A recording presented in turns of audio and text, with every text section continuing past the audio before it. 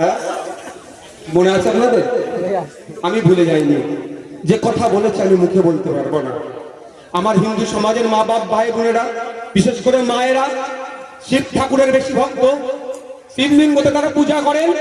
সেই শিবলিঙ্গকে অশ্লীল কথা বলেছে তৃণমূলের পক্ষ থেকে এক নেত্রী। যদি তৃণমূল এই বিষয়টা চুপ থাকে তাহলে আমাদের পুরো ধরে নিতে হবে হয়তো তৃণমূল, সমগ্র তৃণমূল ওনার বক্তব্যকে সমর্থন করে। বুঝতে পারছেন না? সন্ধ্যাবেলায় টিভি খুললে 3 বছর জেল খাটা মাল বসে বসে বড় বড় কথা বলে, আর শিবলিঙ্গকে নিয়ে যখন বাজে কথা বললো সেই বিষয়ে এখানে ক্লারিফিকেশন দেয়নি। কেন দেয়নি আপনারা প্রশ্ন করবেন না? ও, আপনার মাথায় টুপি আছে, শিবলিঙ্গকে বলেছেন, হাসি লাগছে নাকি? হাসি লাগছে নাকি? আমরা ধর্মপ্রাণ মানুষ, আমরা ধর্মনিরপেক্ষ দেশে বসবাস করি। ঠিক হযরত মুহাম্মদ সাল্লাল্লাহু আলাইহি ওয়াসাল্লাম সম্পর্কে যদি কেউ বাজে মন্তব্য করে মাথায় টুপি দিয়ে প্রতিবাদ করব। শিবলিঙ্গকে নিয়ে বাজে মন্তব্য করলে মাথায় টুপি দিয়ে প্রতিবাদ করব। হরিচাঁদ গুরুচাঁদ ঠাকুরের নামকে অবজ্ঞা করলে মাথায় টুপি দিয়ে প্রতিবাদ করব আমরা। কারণ ধর্মীয় আমি ইসলামী কোনোদিন কথা বলিনি, কিন্তু আজকে বলছি। কুরআন শরীফের একটা কথা, একটা বাক্য আছে, তো যে যার ধর্ম বিষয়ে, যে ধর্ম যে যার কাছে, ধর্মের বিষয়ে বাড়াবাড়ির কথাও কঠিনভাবে নিষেধ করা আছে। তো আমি ধর্মীয় বিষয়গুলি কোনোদিন স্টেজ থেকে বলিনি, প্রসঙ্গ আসছে বলে বলছি।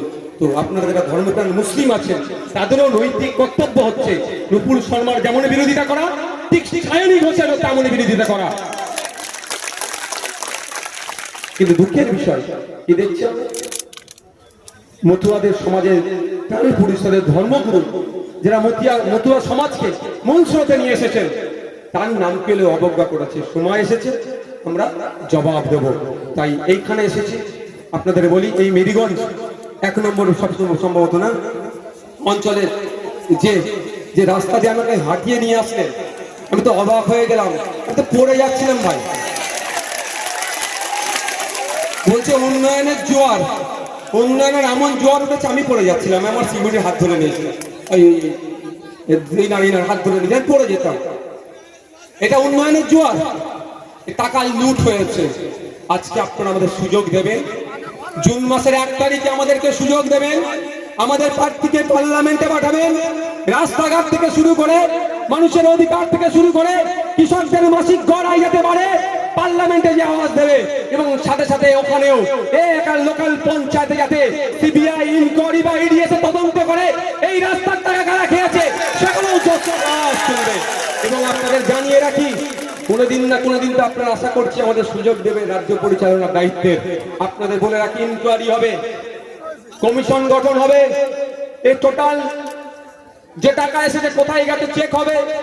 এই উন্নয়নের জন্য, এই রাস্তার জন্য যে টাকা এসেছে, যারা লুট করেছে, বড় বাড়ি বানিয়েছে, গাড়ি কিনেছে, বিভিন্ন জায়গায় জমি কিনেছে, ফ্ল্যাট কিনেছে, একটা দিন আসবে টোটাল তদন্ত করা হবে।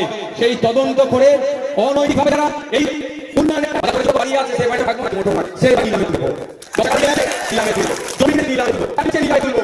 বিক্রি করে ওই টাকাটা কোষাগার দিয়ে আর জনগণের জন্য আবার ব্যয় যাতে হয়, জনগণের সাথে খরচে তার ব্যবস্থা করবে।